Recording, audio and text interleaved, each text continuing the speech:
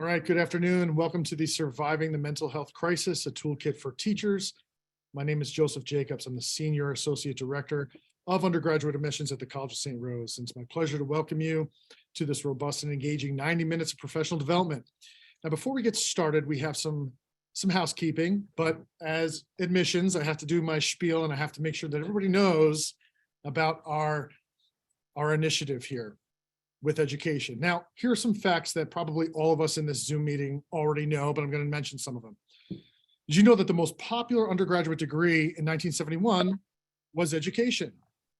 And now here we are in 2023, and it's less than 8% of the degrees that the undergraduate students are getting.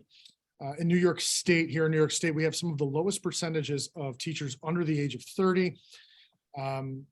And we have dropped 19% as a nation in undergraduate teacher degrees over the last 20 years. Clearly, we've reached a pivotal moment in education in this nation, which is why, as a College of St. Rose alumni and a former teacher myself, I'm very enthusiastic to announce the Teacher Pipeline Initiative by the College of St. Rose. Some of you have heard of this.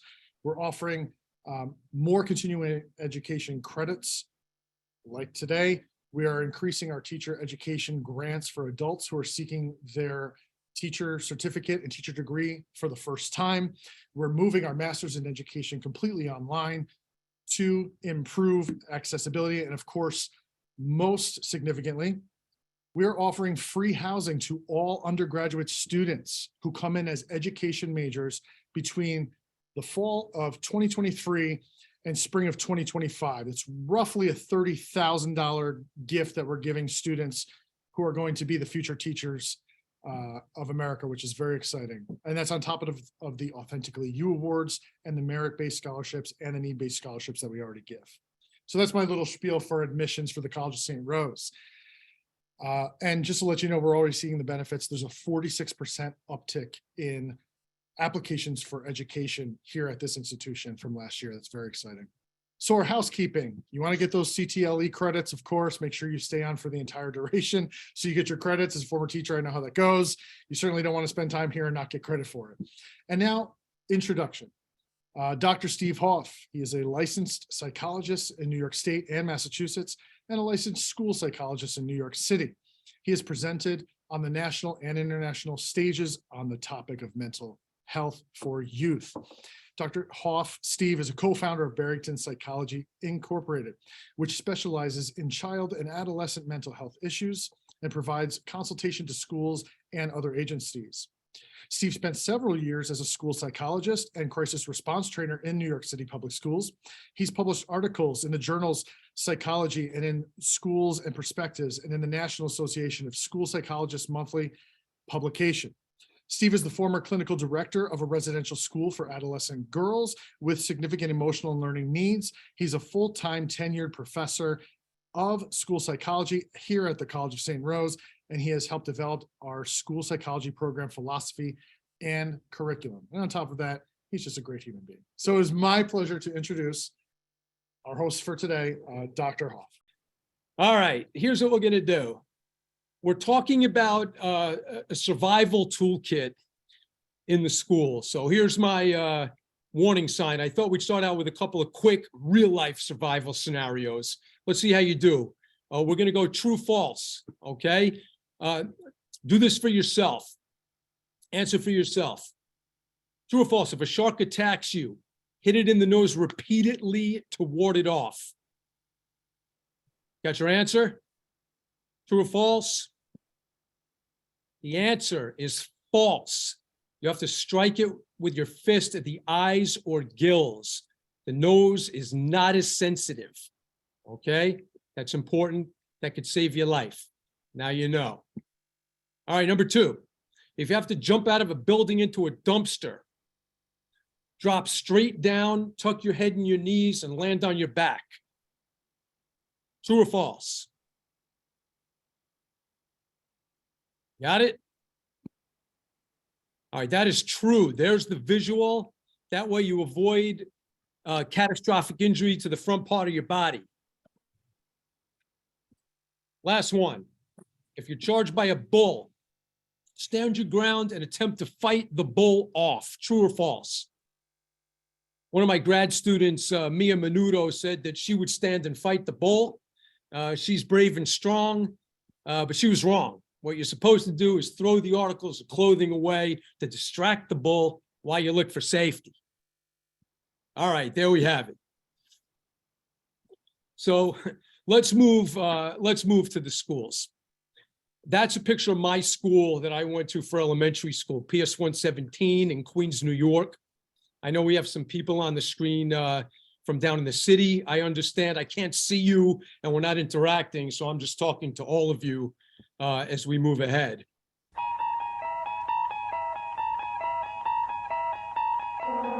So that is where we've been, as if you don't know. This is what's been going on in the schools, right? That looks like a Twilight Zone episode, right? That's a picture of the coronavirus. We've been living with this, with mask mandates. That's what kids have looked like in the hallways until recently. Thankfully, we're not with masks anymore. Right? We learned about social distancing, that this is a thing. People down in the city, seen that? Or that? And we've had back and forth with CDC recommendations about what to do with safety for the pandemic. Right? We've had things up and down. We've had different recommendations about vaccines or no vaccines, through 2022.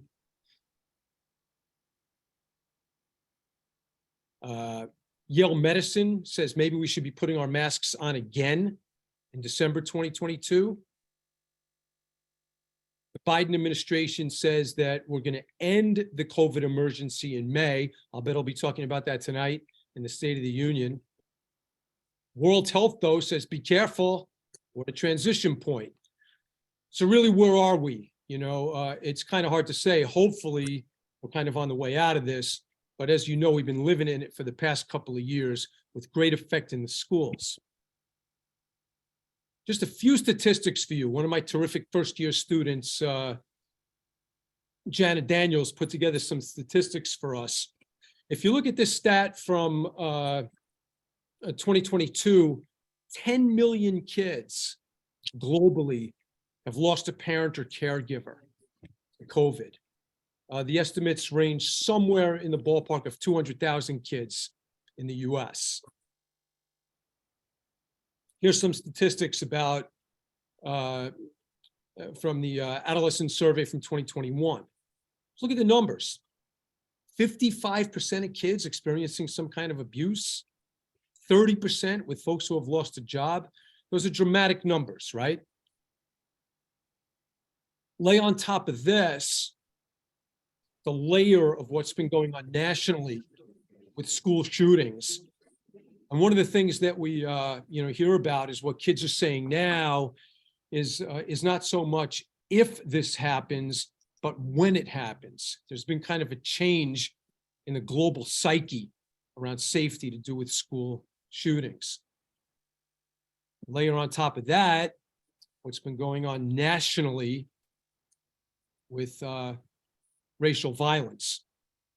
Most recently, the horrific incident with Tyree Nichols. I put up a picture of this book here.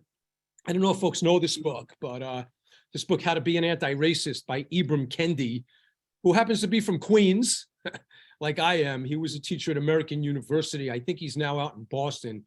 But I highly recommend this as reading for anybody who wants to gain a really thorough historical and culturally relevant take on what it means to live as an anti-racist. It's a great book. I have a resource list for you. You should know that I know Jen Gish, the brains of the operation here, has posted. There's a bunch of resources in there. I'll be referring to a lot of them as we go. So this word, this German word, Zeitgeist, means the spirit of the time. So what I'm suggesting to you is that the spirit of our time has been profoundly affected by these several variables. Interestingly, I don't know how many of you know Duolingo, the language platform from schools. They from teaching different languages. They come up with a phrase every year that they say describes our time globally. Their 2021 phrase was this: "I am mentally exhausted." I thought was kind of spot on. Their 2022 phrase, "Please don't cancel my plans," from all the things that folks have missed out on.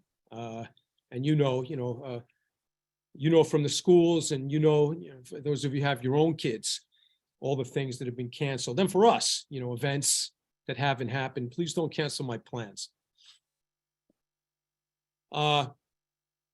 I'm going to show a few more statistics, but I just want to back up and just give a picture of what's going to happen through the rest of this talk. I should have done this at the beginning, but we had the chaos of the breakout rooms, my idea. But what we're going to do is I had my timer set so that in 30 minutes, we're going to take a quick intermission so people can get up and stretch their legs. I just want you to know that so you don't feel like you need to leave at other times. And then we're going to have a couple of breakout rooms through the rest of the talk, which should be better because everyone's signed in. Okay, that's the plan. And then what we'll do at the end is we'll break on one last little workshop-y activity. We'll come back and save about 8 minutes down the stretch for questions. Okay, that's the plan. All right, so moving ahead, I think what we've been living with is kind of this combination of anxiety and hope at the same time. In 2021, the Surgeon General issues a report on what he calls the mental health crisis. This is kind of unprecedented, a Surgeon General warning about the youth mental health crisis. And I don't think that's an understatement. So look at these numbers. I mean, these numbers are kind of staggering, and it's looking at big numbers of meta-analyses, right? Looking at groups of studies, that 25% of kids at the time of this study met the criteria for depression. That's 1 in 4. 20% for anxiety. That's 1 in 5. Those are very big numbers. And while the numbers were high already, the prevalence of those symptoms over the course of COVID, like it says here, have doubled. Those are big numbers. I have a psychology practice. I work with a lot of crisis stuff, and I can say that this has been my experience, that ER visits are up, that suicidality, suicidal thinking is up for kids and for adults. Look at the stat for girls. It's kind of striking, right? It's up 30%, but it's up 50% for girls, which I think is really interesting. And if you read a little bit into why that might be, one of the things that comes to our attention is social media. We could be having an entire workshop, of course, about social media, but where kids have been living in social media with Facebook, and I don't know how much you know about Frances Haugen, but she was the whistleblower at Facebook, which made her way to congressional hearings about some of these social media platforms intentionally capitalizing on the vulnerabilities of young people. I don't know if anybody saw this, but I thought this was amazing. I just saw this article a couple of weeks ago, but the public schools in Seattle brought a lawsuit against Meta, that's Facebook, and Alphabet, that's Google, for and TikTok, and accusing these companies of intentionally harming young. So now it's in a lawsuit from the school district. I think it's pretty amazing. So I'm staying tuned to see where that goes. Don't get too depressed as I continue to hammer us with bad news. I'll only do that for another couple of minutes. I promise. And then we'll shift to, what to do about it. But here's another stat, which I think is important about drug use. When you work with kids who use substances, one of the things that you have to ask yourself is why they're using drugs. So we was talking about this in one of my classes last night. kids use drugs as an attempt to cope, right? To cope with stress, for emotional numbing. With the increase in social isolation that's happened over the past couple of years, this is what we've seen that's happened with increased substance use. So it's just another thing, another reality of what we're dealing with. Some of the research that's coming out about the effects of COVID on mental health and on academics is telling us what won't be a surprise to any of you, that we've had these gaps in groups to begin with, right? Based on SES, based on racial lines, more marginalized groups. What's happened with COVID is that the gaps that existed previously are getting wider, right? So specifically in areas of core subjects of math and reading, gaps are getting wider due to COVID. I have a link for you to this report from the Office of Civil Rights that goes into some of the emerging data.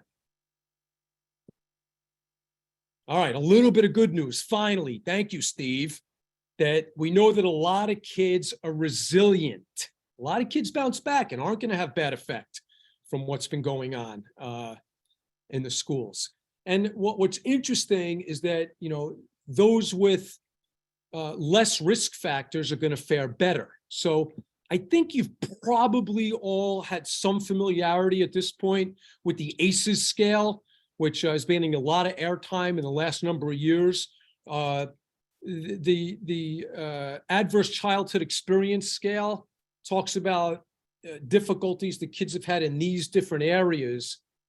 But what it doesn't talk about is the things I bulleted out at the bottom. Those aren't on the scale. Community violence, racism, other forms of discrimination. Those are factors that might lead to a kid not faring as well. And if we start to wrap our heads around, okay, what's going on with these kids, the mental health system in our country would say that they have anxiety, they have depression, they would all fit somewhere in this book, right? This is the Bible for the American Psychiatric Association, the DSM, and all these symptoms looked at again here, you know, it's just a different picture of symptoms of anxiety and depression. Just kind of give those a quick eyeball, that this is a lot of what the kids are dealing with. I'm going to suggest a little bit of an alternative view. Let me just speak to anxiety and depression for a minute. These are the parts of the brain that are affected by anxiety and depression, okay? The frontal cortex has to do with our thinking, with our cognitive processing. The amygdala is our emotional center and triggers the fight-flight response. The hippocampus is linked to memory. How important are all those things for learning? Critically important, right? So if we have kids who have been affected by anxiety, by depression, and importantly, I'm going to throw out this concept of complex trauma, which some of you have heard of. It's not in that Bible. It's not in the DSM. I think it should be. But basically, it's an accumulation of traumatic experiences. And what I'm suggesting is that what's been going on these last couple of years in schools, in a lot of situations, has been traumatic. I'm going to mention a documentary to you, which is called Resilience. It's a great documentary, and kind of the hero in the documentary is a pediatrician named Nadine Burke Harris, who actually, after the documentary, she became the Surgeon General in California. And she talks all about complex stress and how you have to understand that in kids, even as a pediatrician, much less as a psychologist or a teacher. All right. Total curveball to all of that is the notion of positive psychology. We're going to break this down and talk in some more detail in a little while about what some of these positive psychology avenues are. But the reason I'm putting this out here now is that it's a really different way of thinking than the medical model that looks at depression, anxiety, and problems. It's the flip side of the coin. The positive psychology folks look at what's working, what's good, what are our good emotions, how do we engage in relationships? And this acronym here, PERMA, is one of the ones that they use as a guideline. This sticker, I'll tell you a little bit more about later, that was custom made by a group of kids I work with for a really cool initiative that we're running in a middle and high school where I do some stuff. We have a positive psychology council. All right, on top of all that, one of the other things that I want to suggest is that a lot of folks over the last couple of years have been getting less exercise, just less movement. And there's some interesting emerging data about kids in the last year or two having low vitamin D levels, more back pain, more injuries returning to sports, eye fatigue, and inconsistent dental appointments. Just another variable in the mix for us to know about. So if that isn't depressing enough for you so far, kids carry this stuff in different ways, right? So do adults. And if we don't deal with it in happy ways, we tend to deal with it in destructive ways. Okay? In colleges also, one of the things that's been happening in colleges is kids have been worried about the health of themselves and their family. They've had issues with sleep and communication. And this is interesting. This is a survey from Inside Higher Ed that half of kids rated their education in college in the past year, 2021, as poor, right? So a lot of work to do on college campuses also. So it's been a roller coaster ride. If we were more live and interactive, we do our trivia question here. Maybe we can use the chat. Anybody who wants to write in the chat to Lita the answer to this trivia question, what roller coaster is this? Then we'll get that answer in a couple of minutes. Lita, let us know when you have an answer to that. And we'll forge ahead now. So raises the question of what do we need to do here, right? With all these gaps that we've experienced. We got to teach more, right? We got to have more programs and to make up for these gaps, right? That makes perfect sense. Can't do that.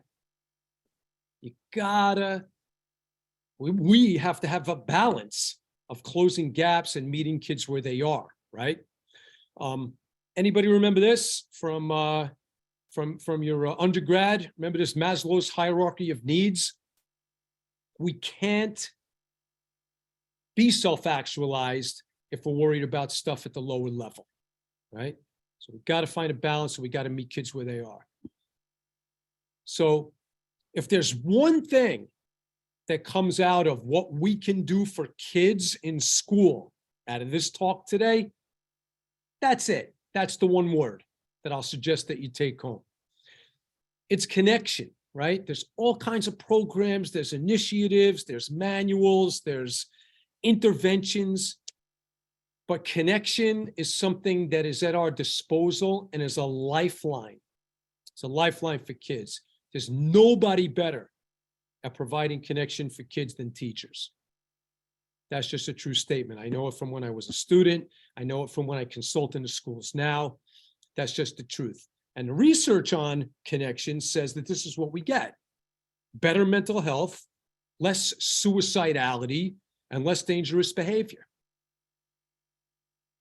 Interestingly, of all the kids who seek help, or parents who are seeking help for their kids, for the kids who do get help, wrap your head around this number. 70% of the kids get the help at school, which is awesome. I mean, it just makes sense, right? That's where the kids are. The kids are at school, and there's more and more writing in professional circles about resources for schools, mental health resources for schools. I mean, you tell me if anyone here has tried to find a therapist outside the school in the last year, it's like trying to find a plumber, it's really hard to find a therapist. I get calls all the time. And, we're just kind of trying to triage the amount of people who are looking for an outside therapist. The more therapy we can provide in schools, the better. Good news is a lot of money is being thrown to resources in schools. This brings us to you.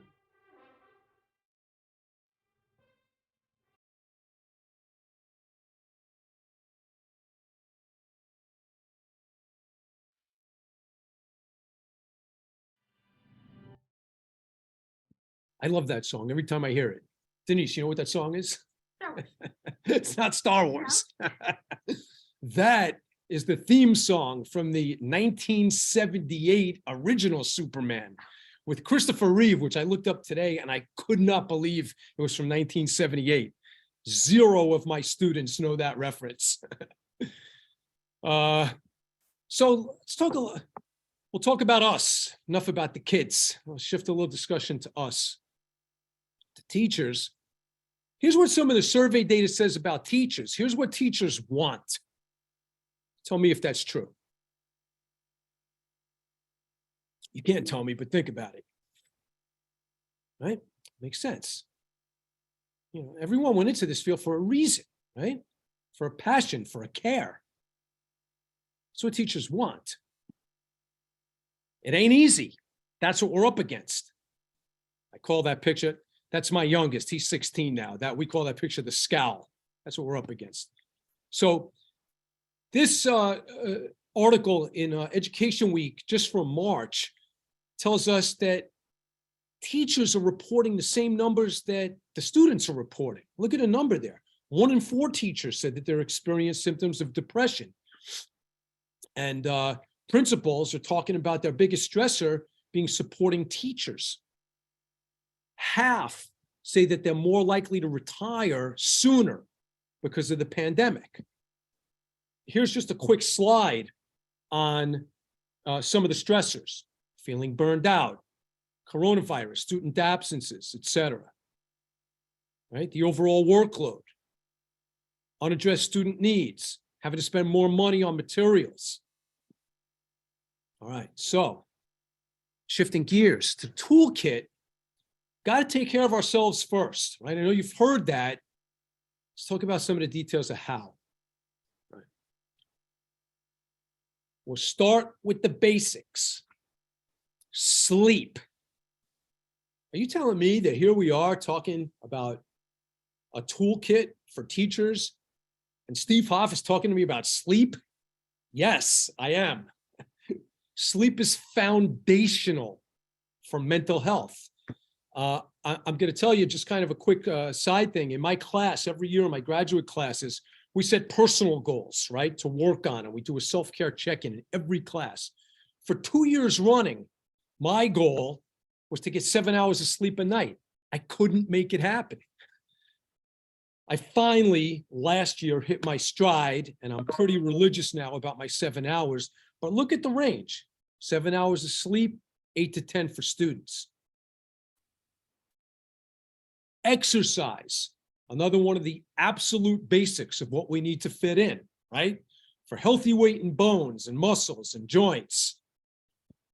For improved mood, lower levels of depression, better health, better blood pressure, better energy. But one of the dilemmas, right? How do I fit in the exercise? How do I get my 7 hours of sleep? That's my little market research. That's my dog Hazel before the hike. That's Hazel after the hike. And the last of kind of the holy trinity, sleep, exercise, and good nutrition, right? There's, I mean, you know this, there's volumes of research about what we put in our bodies and how it impacts on our health, but also on our mood and our mental health. But it's not easy, it's not easy to eat well, good food is really expensive. It takes time to cook. One of my students in class, she was talking about eating better as her personal goal last week. And as we were breaking down how to get there, what she decided was what she needed to do was spend a few hours on the weekend just doing the food prep, right? Setting herself up for success during the week. So those are the big three. That's what I grew up on. I grew up with a single mom who was working all day. Anybody remember the Swanson TV dinners? So I used to eat the French fries, throw the rest in the garbage. That's what I used to do. So we're leading into the discussion about self-care. And you may have heard this cute little saying before, self-care isn't selfish. What I tell my students and what I try to live is that self-care is a way of life. It's a life philosophy, that we can get better at. Just talking about it doesn't do it, right? So there's a survey that, if we have more time and if we were in person, I'd have you complete. I gave you the link and I'm going to suggest that you complete it, but we're going to do an abbreviated version of it right now. So here's what we're going to do. I broke our discussion of self-care into these three areas, right? Physical, emotional, and spiritual. And I want you to think for a minute, and God help us, Lita, we're going back to breakout rooms. I want you to think for a minute. Uh-oh. Okay, is she going to be able to put us into breakout rooms? I'm back. I got Okay. kicked off because my Wi-Fi cut out. Right, I was going to attempt it, but thank God I don't have to. Okay. You're Physical, good. emotional, and spiritual. Think about these dimensions of self-care. It can be anything. Physical self-care could be, taking a walk, taking a bath, doing your nails. Could be anything. Emotional self-care. I don't know, reading a book, listening to music, having a conversation with a friend. The list is infinite. Spiritual self-care, everyone's spirituality, is what it is to them. So here's what we're going to do. We're going to do it again. We're going back to the breakout rooms. Talk with the people in your room. What do you do currently in these areas? And listen, if your reaction right now is, uh-oh, I don't do anything, then it's good that we're having a conversation. That's okay. And what I love for you to do is identify something in this breakout room, right? Let's shift this from you listening to me to us making this a workshop. Identify something that you're going to take out of here, something that you're going to commit to building more into your daily life. So let's forge ahead. Okay. So that's the piece on self-care. Don't forget the survey, take it. And I think it would be a great idea, for everybody to support one another with this kind of lifelong endeavor, right? Of us being able to take care of ourselves. All right, so let's move to the concept of mindfulness. And I'm well aware that we've got 25 minutes, to cover these major things that I'm going to throw out that figure into our toolkit. It's a taste of all of them, right? We could be doing workshops on any single one of them. But mindfulness is not probably a new term for people. I just want to zero in on how we can turn it into practice real quick. So the definition of mindfulness means being present. It's being present in the moment, wherever you are. For us, that's right here, right now. It's not thinking about work tomorrow. It's not thinking about dinner. It's not thinking about anything else. It's being where we are.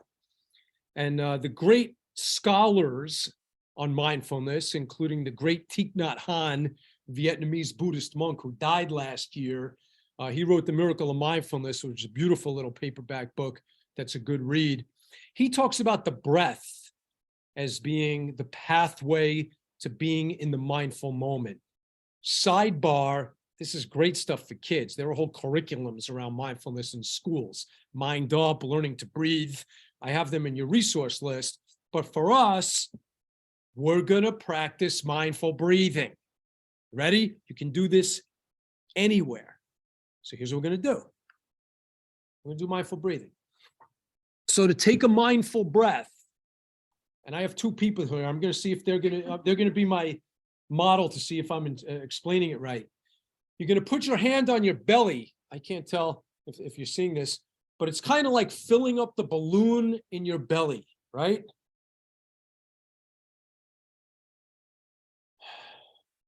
Nice, slow breath from your belly. Breathe in through your nose. You can breathe out through your nose or mouth, whatever's more comfortable. What you're not going to do is take a shallow breath from your chest, right? Like this. In fact, interesting side note, in a panic attack, it's generally shallow chest breathing, right? We want to fill our belly, fill our diaphragm, slow things down. So here's what we'll do. We'll practice a mindful breath. We'll do 3. Okay, you ready? I'll count, you breathe. It's called 4 square breathing. Don't do it yet. You're going to breathe into a count of 4, hold for 4, breathe out for 4, and hold for 4. Okay, that's the instruction. You ready? Yeah, you can put your hand on your belly. That's a good idea. So here we go. You ready? I'll count, you breathe. Into 4. 1, 2, 3, 4. Hold for 4. 2, 3, 4. Exhale fully for 4. Hold for 4. Again, in for 4.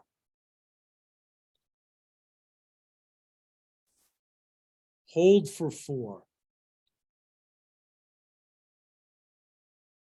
Exhale fully. Hold for 4. Last time.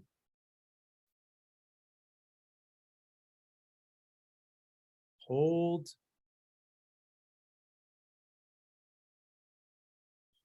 Exhale. And relax. Right. That's mindful breathing.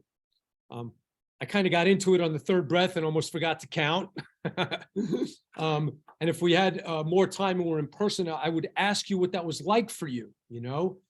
Either it's relaxing and peaceful or you're having a hard time staying focused. It's all good. You know, the point is that mindfulness is a practice, right? We work towards being able to just be where we are. That's the essence of mindfulness. Mindful breathing reduces anxiety, lowers blood pressure, and counters the stress response. This, you see the little picture up there, is called the half smile. Also, Thich Nhat Hanh talks about the half smile, which interestingly is based on what's called the facial feedback hypothesis. Believe it or not, when you do this half smile, it releases dopamine and endorphins in your body. It improves your mood. So here's what we're going to do. Let's practice the half smile. So what you're going to do, relax the muscles in your face from your forehead down to your chin. Allow the corners of your mouth to turn up ever so slightly.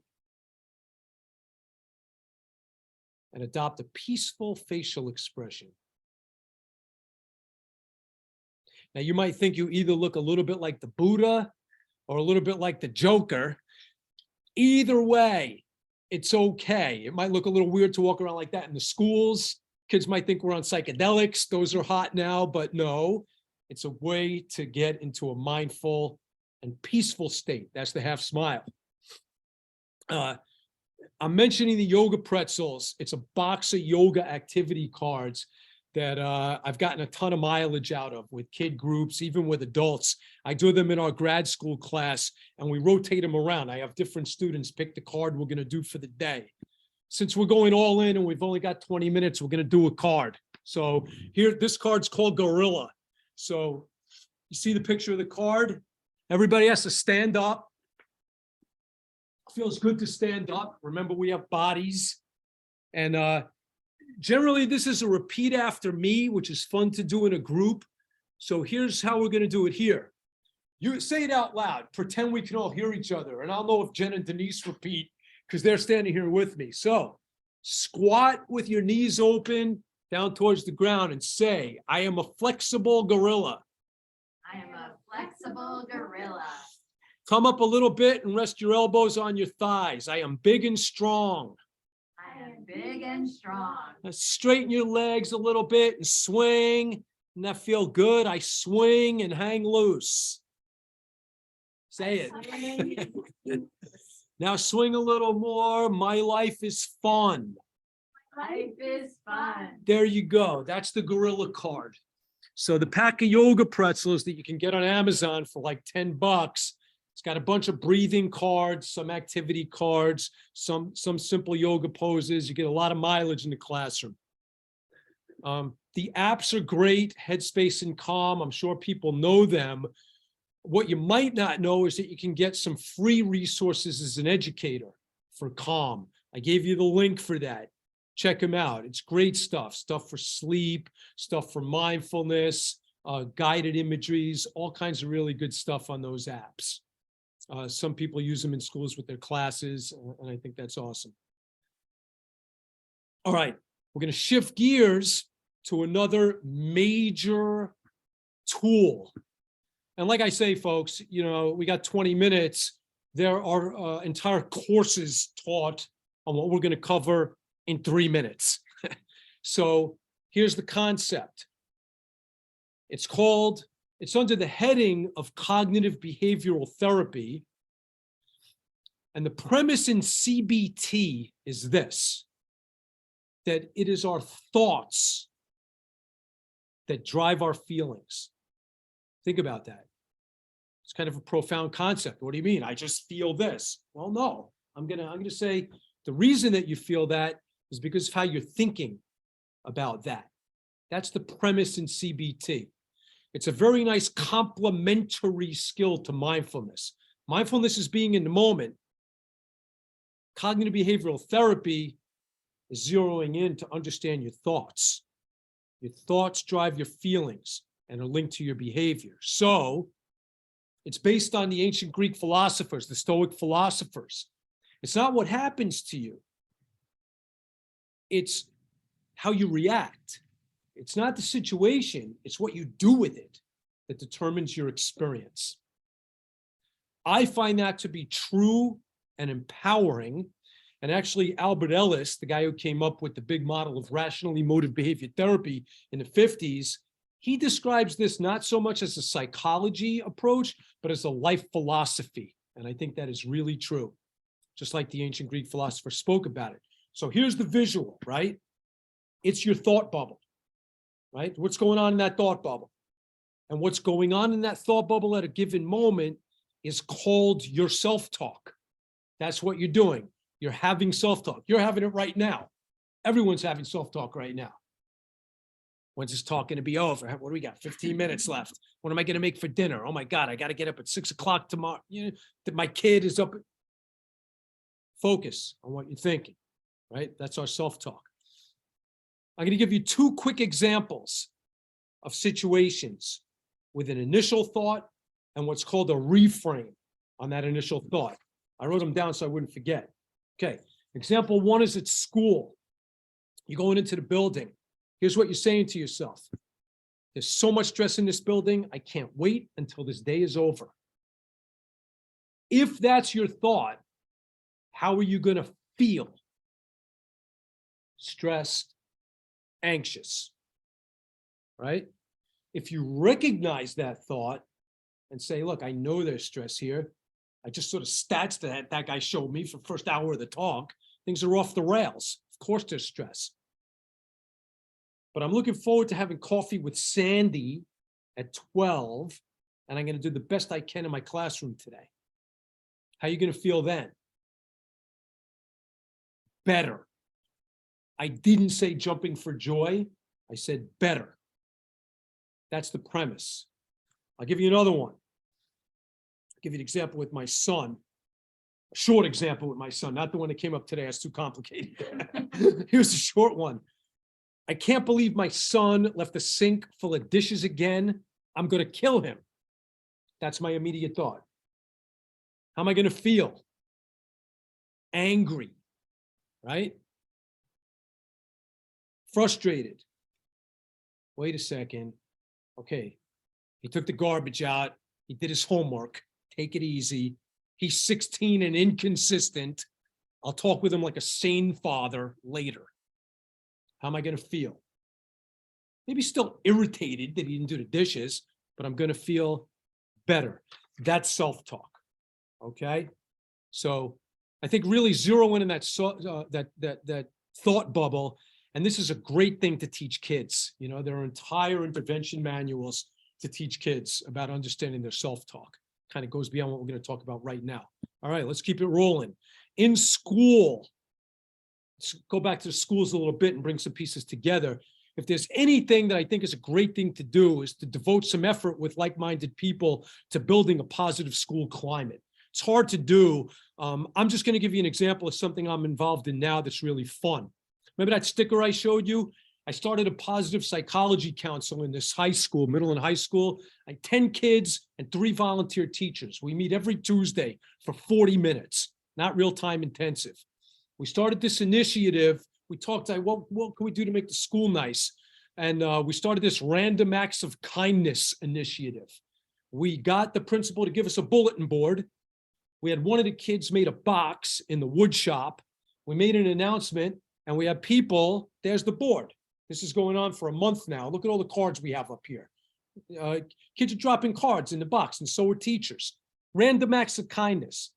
Not a lot of, some energy and organization, but it wasn't rocket science to get this off the ground. And the cards are awesome. I just met with this group today on my way out here. I go to this school on Tuesdays. The act of kindness with a C. That kid needs a little spelling help. He became my friend when I had no one else to help me through the hard times. Here's another one. Always checking on students when they were going through tough times. The nicest teacher I know. Always motivating kids in and out of school. Being my safe teacher, one of my biggest inspirations in the gym. Super funny. That was for the gym teacher. Helping me when I had an anxiety attack. She asked me how my day was going, and that allowed me to share what's going on and let me organize my thoughts for another subject. So this thing has gained some momentum, right? So we decided, okay, what's next? And the same kid who made the wooden box, we decided what we're going to do next is we're going to pop up a positive psychology information booth once a week in the hallway. So I go into school a couple of weeks later, and this kid says to me, and we have a nice little wood shop in this school. And he says, I made a stand. So I said, oh, let me see. I go into the wood shop. Look what this kid made. I couldn't believe it. Made this beautiful wood stand that I just went to see again today. We're going to launch it after Valentine's Day. We're putting it on a school webpage. That's going to be our positive psychology information booth. The kids are going to man it with info about coping, about, scent therapy, you name it. There's 1,000 things that we can teach kids, right? That we can share with kids on the positive psychology realm. Doesn't have to be about anxiety and depression. We don't have to do that. Let's talk about being happy. All right, New York is looking at mental health days from school, but it's been shot down 4 times, but it's coming up again for legislation. I thought that was interesting. Dogs in school, always a good thing, right? These are all happy things. Okay, so I have a top 10 list here that we're going to run through. And we can call it the top 10 list. We can call it the top 10 tools. But this just kind of summarizes some things that I think are really good to hold and live in the day-to-day. It'll be review on some of the stuff we already spoke about and a few new thoughts. So let's go. We'll finish that by 5 o'clock. All right, number 1. One of the guys who volunteered for my positive psychology council, science teacher, Tim Schwartz. He said to me in the hallway a little while ago, he said, think like a proton. And I said, what? And he said, be positive. Get it? Protons are positive. So think like a proton. Stay positive. Courtesy of Tim Schwartz. That's number 10. Number 9, find your marigolds. There's a little story on this one here. There's a great article by a teacher called Find Your Marigolds. Look it up. I think I gave you the reference for it. But her point is that when you're out in a school, especially for new teachers, but for everybody, that marigolds are good in gardens. Marigolds are good for other flowers. They protect other flowers and they ward off disease. Marigolds actually do that. And she says, you got to find your marigolds in the school building. What she says also is be careful, because also in gardens, there are walnuts, black walnuts. A black walnut is a toxic tree. Find your marigolds, watch out for the walnuts. Now, here's a quick story.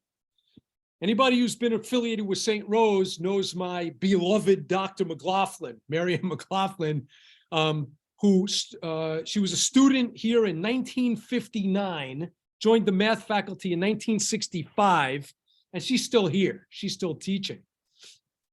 I was doing a focus group that she was in several months ago, and I mentioned that article, and it just so happens that Mary Ann McLaughlin had left a sign up that said free black walnuts for anyone who wants them. And I told her about that article, and she said, Steve, do you think that I was trying to poison you? And I said, of course not, Mary Ann. And we struck up a friendship, and she is one of my marigolds. I just love her and love to see her. I find her an inspirational person. And when I just came to the President's Day opening here at St. Rose a couple of weeks ago, I thought, you know what, President's Day back, I'm going to bring a little present for Mary Ann. And I went into the co-op off Central Ave, and I bought her a little primrose. I gave her the plant. I looked in the door at 7:30 in the morning into the auditorium. The first person I saw facing the President's stage in the 3rd row was Mary Ann. I walked up and I gave her the primrose. And the next week when I went into my office, what was outside my office door? A hazelnut chocolate bar with a handwritten note from Mary Ann. Find your marigolds. All right, number 8. Fun is good. God help us if it's not fun. Simple. Number 7. Gratitude. So, gratitude is good for us. It actually helps us feel good. It improves our state of well-being. It improves our mood. So it's just a really good daily practice. Do I have the slide here? Yeah, I think I do. I'll just tell you another example with this guy. Remember this guy? Here was my attempt to practice gratitude on the ride to school when he was a few years younger. I say to Trevor, what are you looking most forward to today?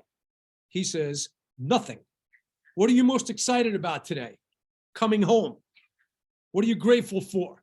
Nothing. That was it. That's the end of my story.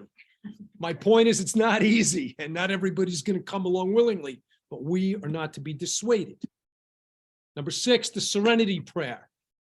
I ask this probably every week anyway, right? Everybody know the serenity prayer, probably, right? The wisdom to know the difference, things I can't change. I think that acceptance of that goes a long way. I think that's a good one to file away. Live the serenity prayer. Number 5, a little bit dramatic, but from Rudyard Kipling, we go to the law of the jungle. The strength of the pack is the wolf. That means that I bring power to my team. And the strength of the wolf is the pack. I get power from my team, right? We're a unit. We're a team in a school. I honestly think of every one of us on the Zoom call on this, of being on the same team. We got to get power and energy from each other. Number 4, random acts of kindness. Just like we did with that initiative, there's a Random Acts of Kindness website, believe it or not, which you should check out. It's the Random Acts of Kindness Foundation. What you should know about Random Acts of Kindness is that being altruistic and volunteering stimulates the reward center of the brain and gives us what's called helper's high. releases dopamine in the brain by being the person who gives. That was really interesting. I was thinking about doing this talk, and as I was listening to some music on Pandora, a Starbucks commercial comes on, and in it, the woman is talking about the person having bought her drink in the Starbucks commercial.